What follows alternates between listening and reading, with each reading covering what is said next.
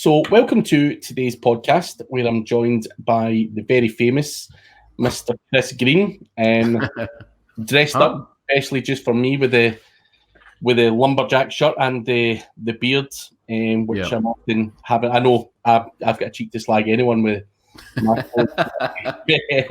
This is outdoor grade lumberjack gear. Yeah. I'm wasted in an office. Yeah, definitely. So you are currently in Footprint Digital just now. Yes, I am. You can see the logo.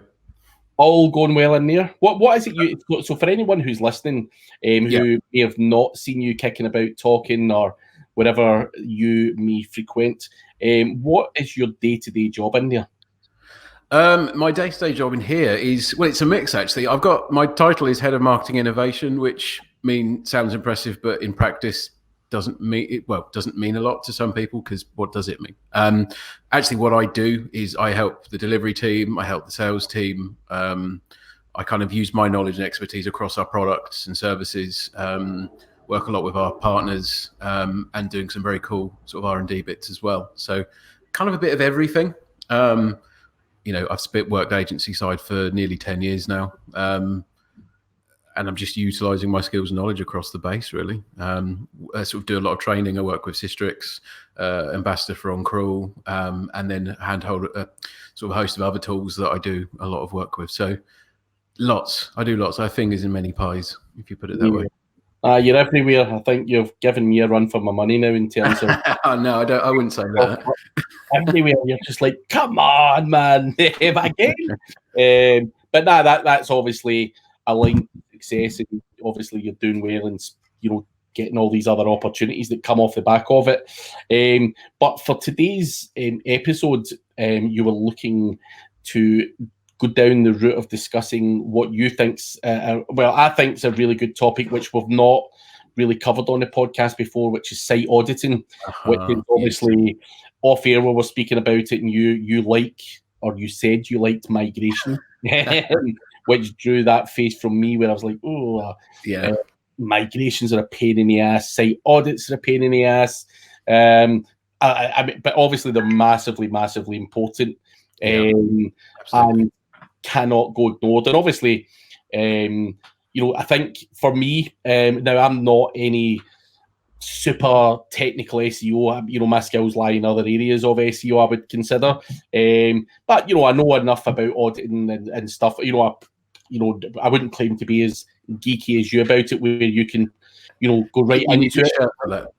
Yeah, I need the shirt and the beard, and do you know what? It's just boring shit. But for me, a lot of people are still missing a lot of the basics when it comes to site auditing. Every time I audit a website, or inherit a website, or someone asks me to look at a project, you look at it going, man, no one's looked at this website before. And people are saying to me, like, I've been audited, and people have suggested this, that, and the next thing. And, the first thing I want to discuss is me doing an audit, like running it through Deep Crawl, On Crawl, Screaming Frog, SEMrush, or whatever.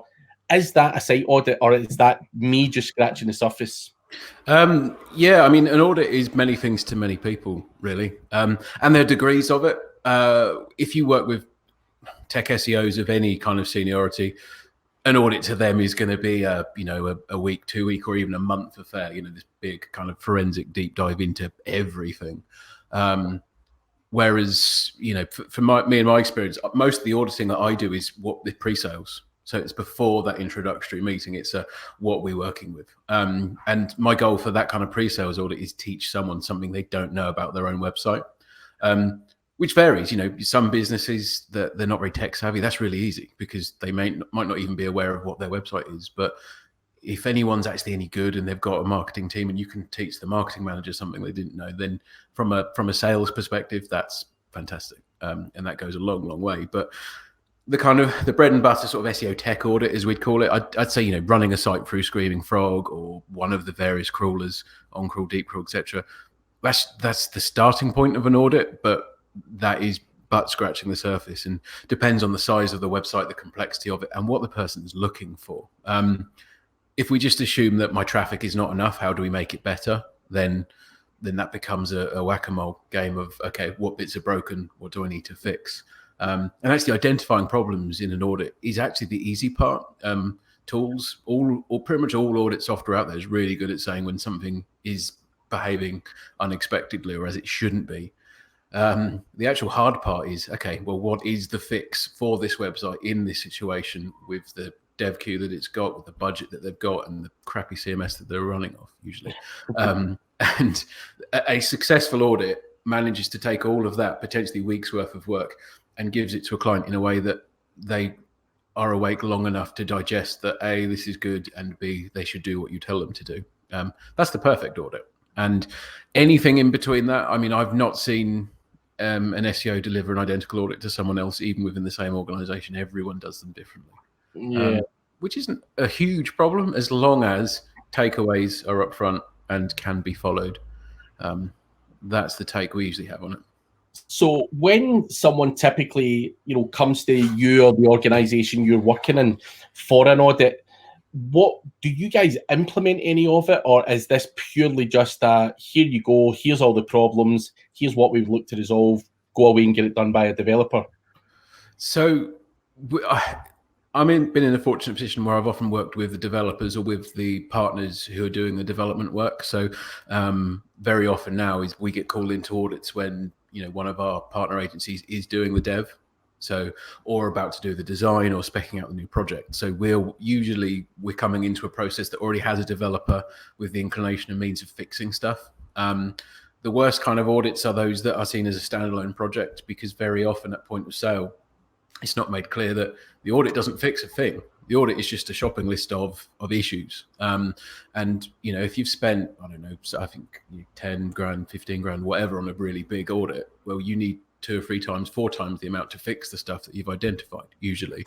And very often that doesn't get done. I think it's no secret that within the SEO industry, particularly the larger the organization you're working with, the more of these recommendations are probably going to get ignored or stuck in a 6-month-long dev queue. And that's the nature of the beast. Sometimes some audits are just literally business case or ammunition for our website's buggered, we need a new one. But that, you don't need to spend that much on an audit for me to tell you that. It depends, what the decision-making process is like. But you can usually tell the health of an organization by how used an audit is or how needed an audit is. I think a terrible website and infrastructure usually means that there's some decision-making going wrong somewhere along the lines, and they've got a bigger problem they need to fix elsewhere. Yeah.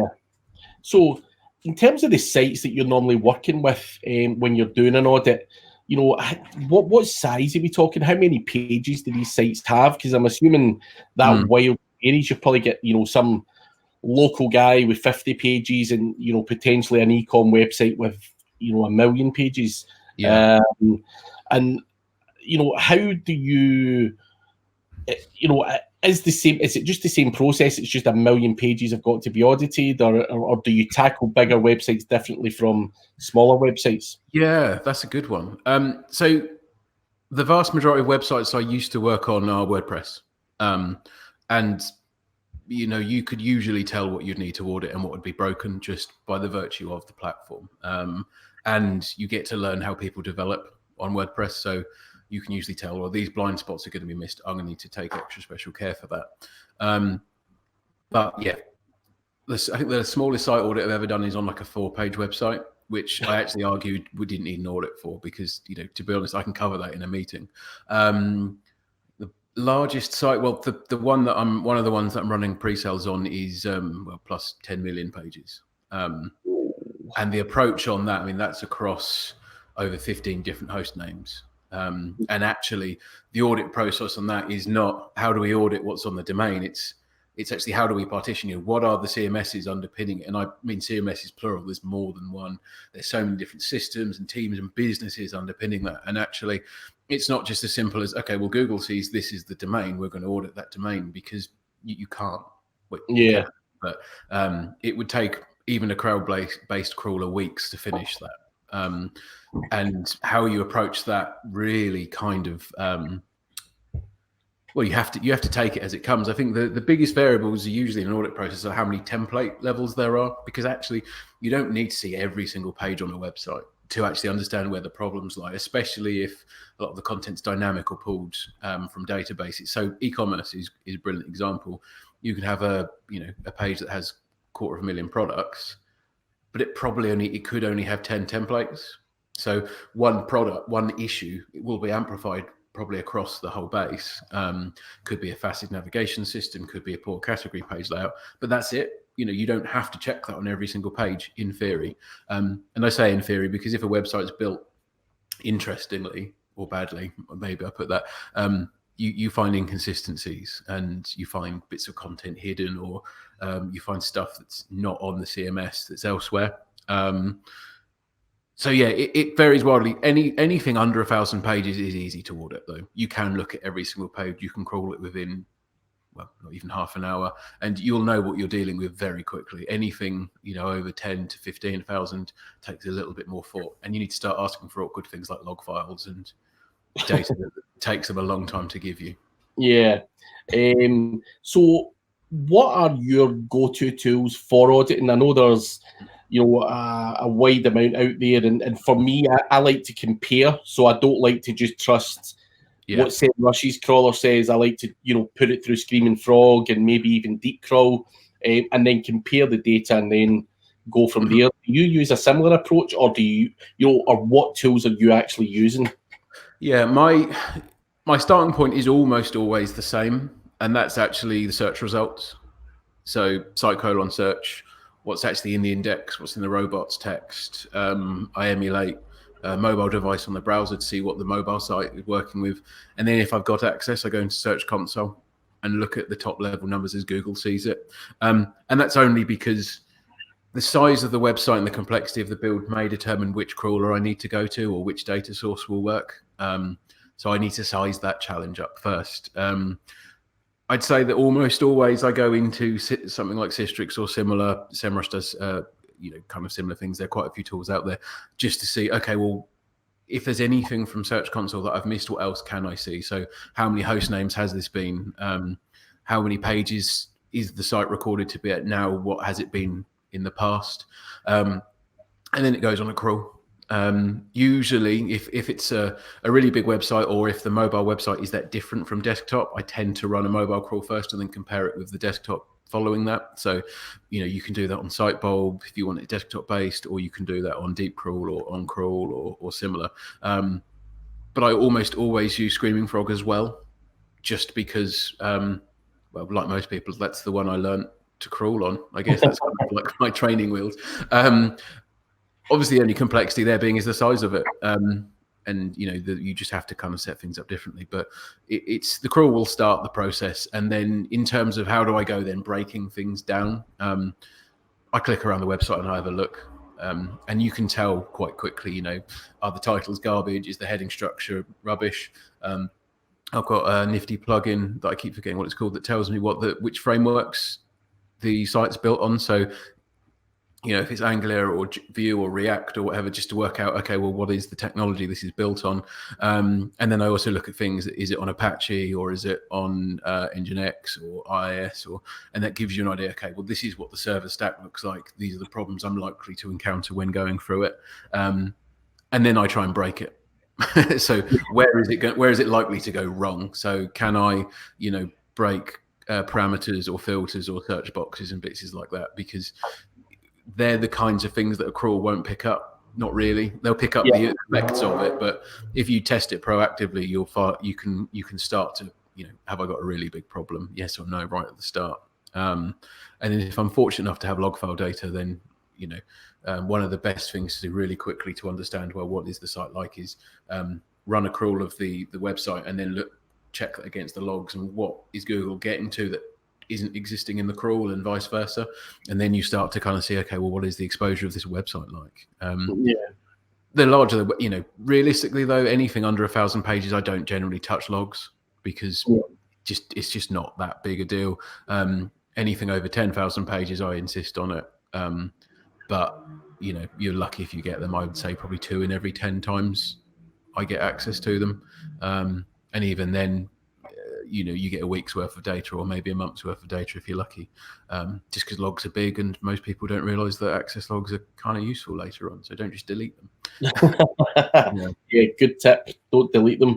So you mentioned that WordPress was the platform that you most frequently use, or people frequently use, not you personally, but everyone's got WordPress in my experience as well.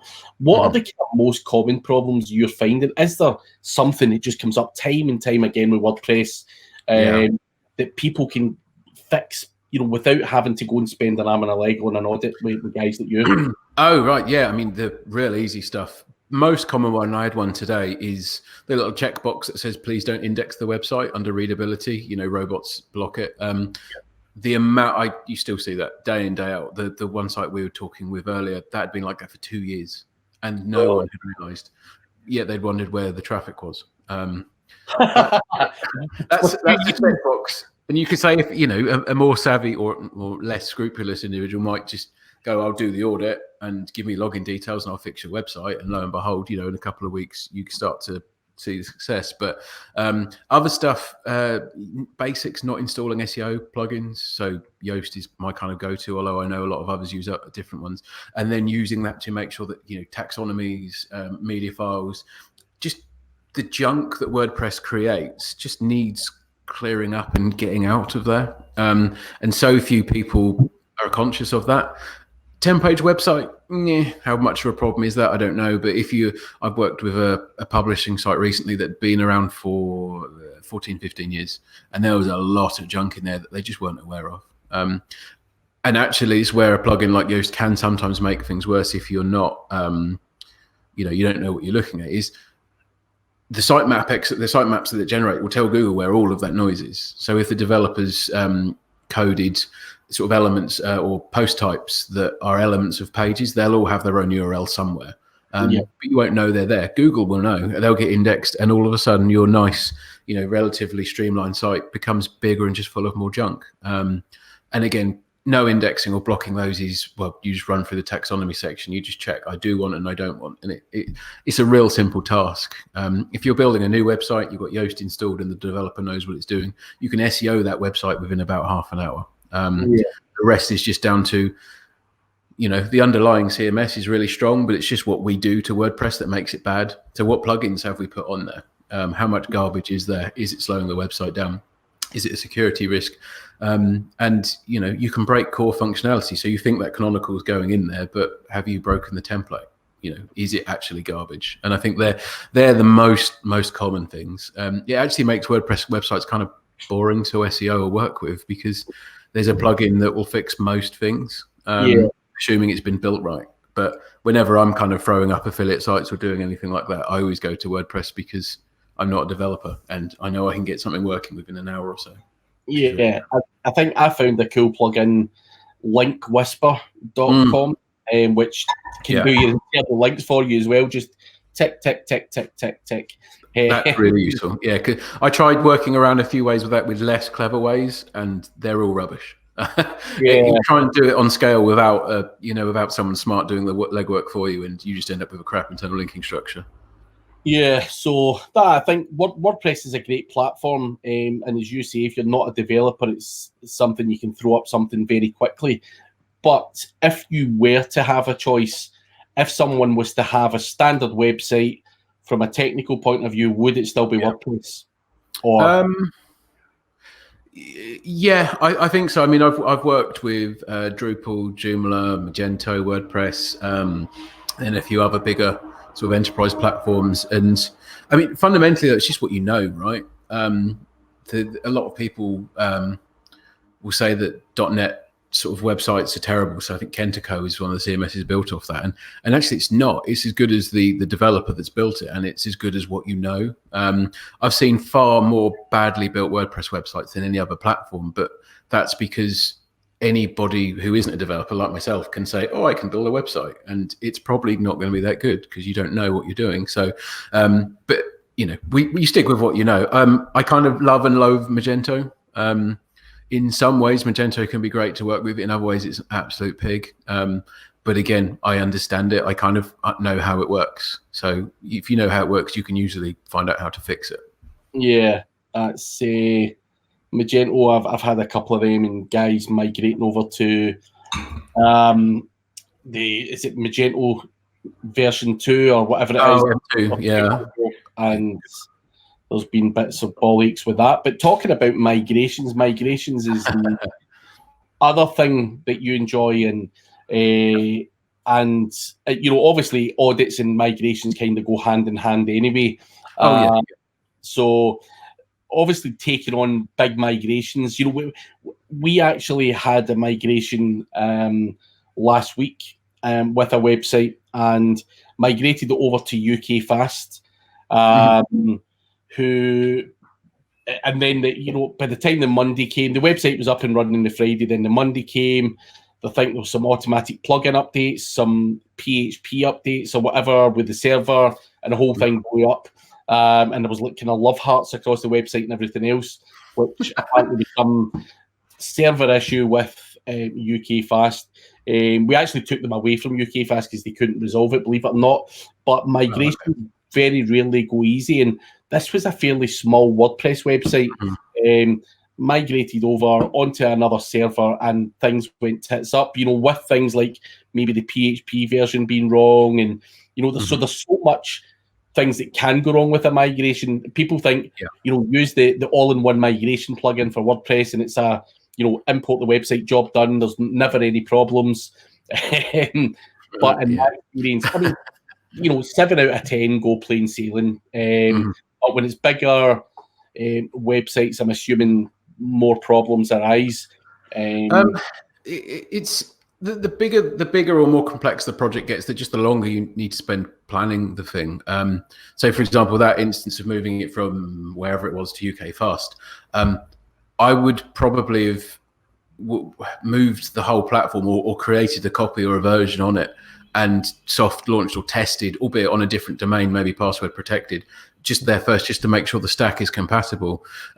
If upgrades like on the server or the box, or even kind of plugins or app side level stuff is causing issues, then that's the website has been built badly. Usually someone's hacked a core file or something's just not going to work right. So if it's planned well, I've been fortunate to work with some really, really great developers, and often their intelligence has made me look better because these processes, which are kind of stressful, even though I like it, it is it's stressful. But if you have someone that knows what they're talking about, that helps plan it, that's great.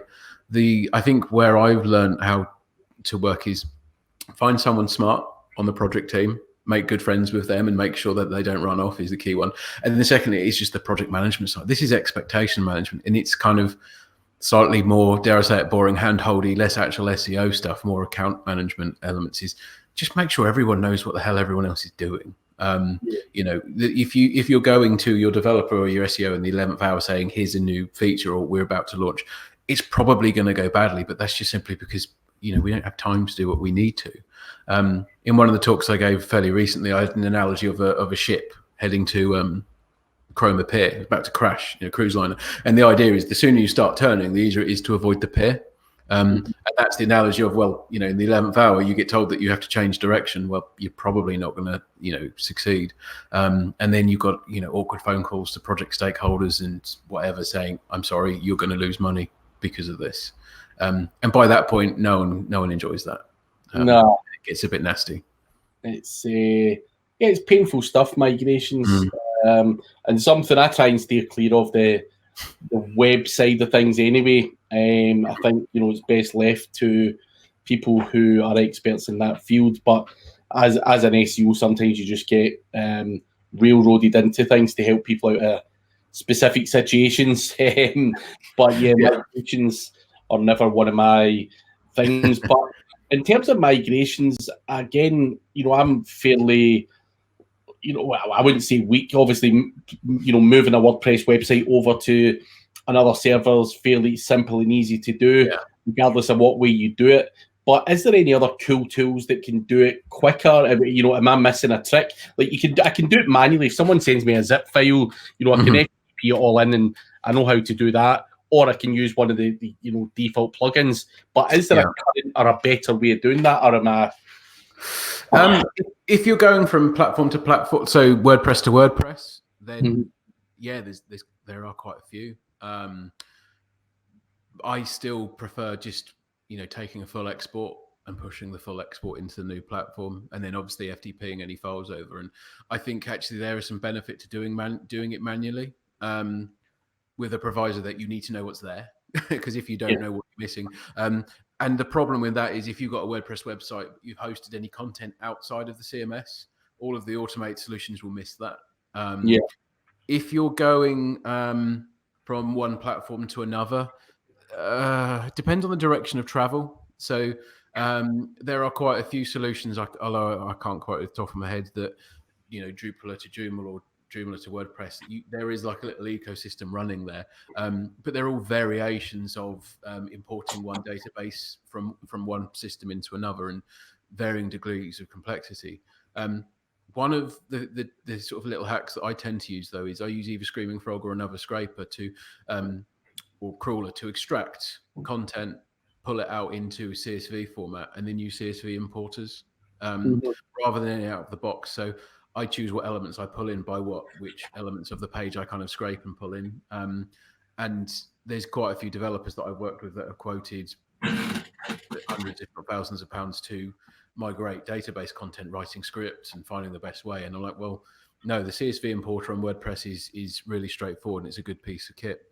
I'll create the CSV. 40 minutes later, there's 10 years of blog content that's just gone in without a hitch. So that's a pretty cool thing to do, which I probably should charge more for, if I'm being totally honest. Well, that was going to be the next thing, for migrations, audits, and everything else.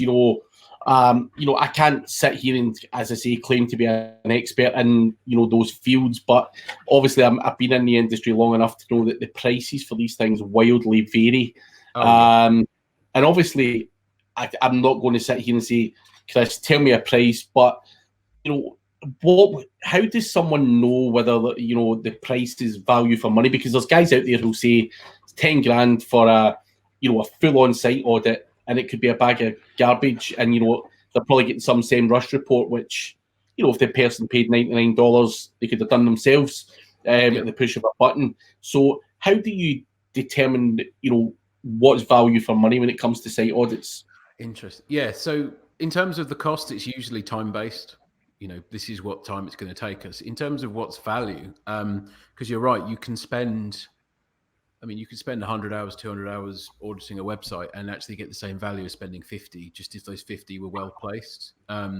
So I think the critical part is working out, well, what do you need to actually gain from this? And there have been times where you're auditing a website or you do the pre-audit and you're like, well, no matter how much I do to the on-site technical of this site, you're not going to actually get where you need to.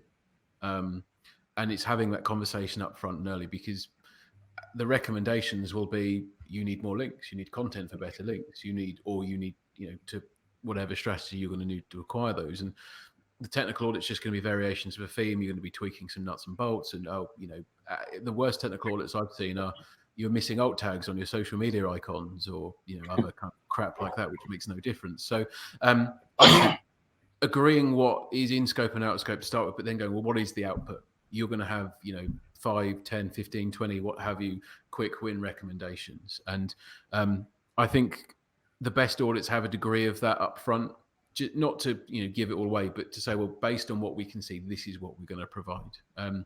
Like if you're doing an analytics portion of an audit, but you've got a website that gets like 100 users a month, like what is your time in analytics going to be well spent in doing? Because it's not going to tell you a lot. You can tell if goals are set up or if you've got crap data, but that's it. Migrations are slightly easier, actually, especially if you're running e-commerce, because you know what the average order value is, assuming analytics are set up, you know what your conversion rate is. So you know the financial cost of losing traffic.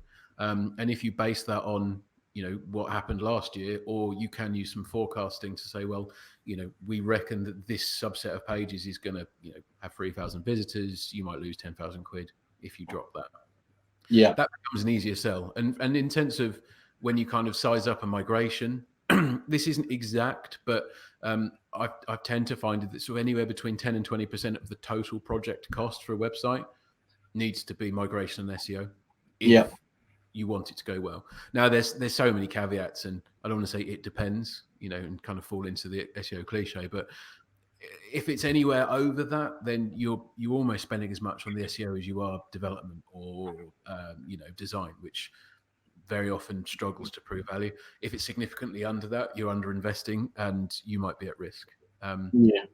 So e-commerce websites are really simple. If you're doing like lead gen or you've got a brochure website, that's much harder to put a figure on, because what does it do now? How much value does the website generate as it stands? And at minimum, migration should be protecting value. It's just making sure that just building a slightly better looking website doesn't make rankings go up. And it's just kind of standard, which is, I hear quite a lot. You got to counter that early. Yeah. As I say, pricing in this industry in general for anything wildly varies. So if anyone's listening, just make sure you do your due diligence and make sure you're approaching the right people that actually have history and experience in doing it. Guys like Chris who have been in this industry for a long time, and obviously you speak at a lot of events. How is the speaking thing going? Have you got a lot lined up this year? I'm doing a lot more workshops and tuition this year. So I'm doing a couple of days lecturing at Greenwich. We're running our own academy in the summer outside of Colchester in Essex. I don't know if I've got any big events in the pipeline. No, none that have been announced. So I've just been a bit slow off the mark, if I'm being totally honest this year.